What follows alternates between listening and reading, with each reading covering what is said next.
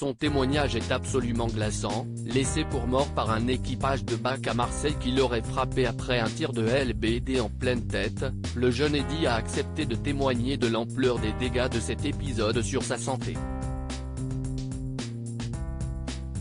Des dégâts confirmés par un neurochirurgien ce jeudi sur BFM TV, qui a donné des détails difficiles.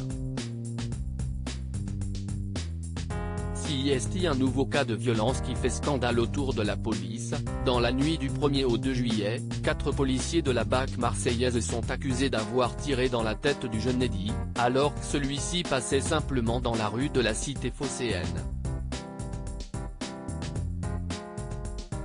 Sans casier judiciaire et sans lien avec les émeutes qui ont eu lieu après la mort de Naël, tué par un autre policier, le jeune homme reçoit un tir de LBD dans la tempe et accuse les 4 hommes de l'avoir frappé à coups de poing et de matraque.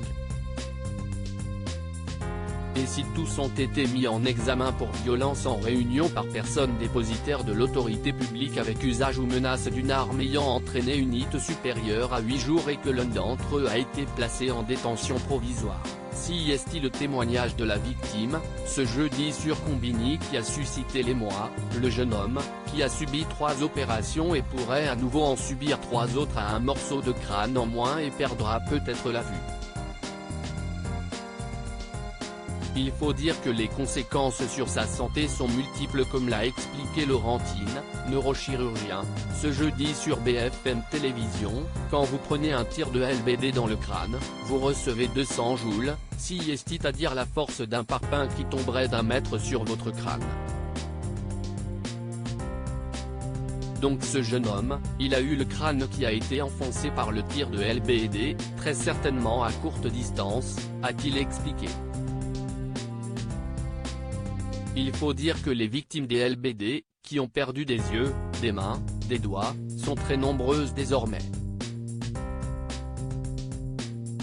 Des conséquences gravissimes. Avant d'expliquer pourquoi ses collègues ont dû enlever une partie de la boîte crânienne du jeune homme, mes collègues de la Timone ont dû intervenir en urgence, parce que si j'ai bien compris, il a fait une crise d'épilepsie suite à une hémorragie intracrânienne. Il fallait décomprimer le cerveau, comprimé par un hématome mais aussi par un œdème cérébral. Des détails techniques qui témoignent de la gravité de l'état du jeune homme, qui a également eu la mâchoire cassée, 65 agrafes dans la tête et qui pourrait perdre son œil. Aujourd'hui, la vie du jeune homme n'est plus la même, obligé de se déplacer avec un casque, il est touché par de très fortes migraines et vit la plupart du temps dans le noir et le silence, alité.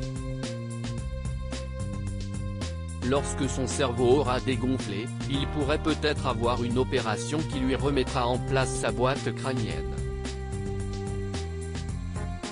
En attendant, il a perdu plus de 10 kilos et voudrait selon lui retrouver une vie normale.